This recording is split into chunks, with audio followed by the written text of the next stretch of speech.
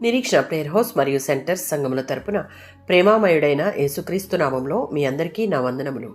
నేటి దేవుని మాట మత్తయి యోహాను పత్రిక 4వ అధ్యాయం 19వ వచనం. ఆయనే మొదట మనలను ప్రేమించెను. అపోస్తులుడైన యోహాను ఈ పత్రికను విశ్వాసులను ప్రోత్సహించడానికి, తప్పుడు బోధల నుండి వారిని కాపాడడానికి రాశాడు. ఈ అధ్యాయంలో దేవుని ప్రేమ గురించి బోధిస్తూ ఉన్నాడు. దేవుడు ప్రేమాస్వరూపి. తండ్రి అయిన దేవునికి మన ఎడల ఆయనకున్న ప్రేమను తన కుమారుణ్ణి పంపుట ద్వారా వెల్లడించాడు.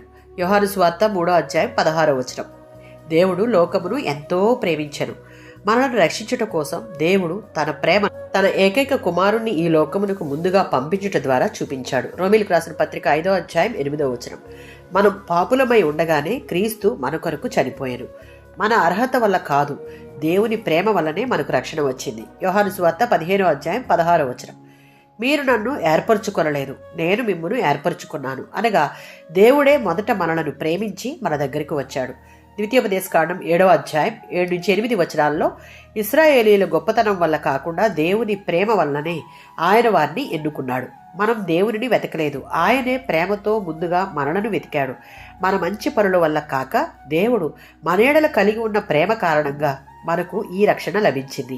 దేవుని ప్రేమను అనుభవించిన వ్యక్తి ఇతరులను ప్రేమించడం ప్రారంభిస్తాడు. ప్రతిరోజు దేవుని ప్రేమను జ్ఞాపకం చేసుకుంటూ ఎల్లప్పుడూ దేవుని దృష్టికి కృతజ్ఞత కలిగి జీవించాలి.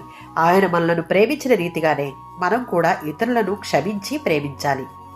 దేవుని ప్రేమపై విశ్వాసం ఉంచాలి, ఎందుకంటే పరీక్షల మధ్య కూడా ఆయన ప్రేమ మారదని గుర్తుంచుకోవాలి. ఆమేన్.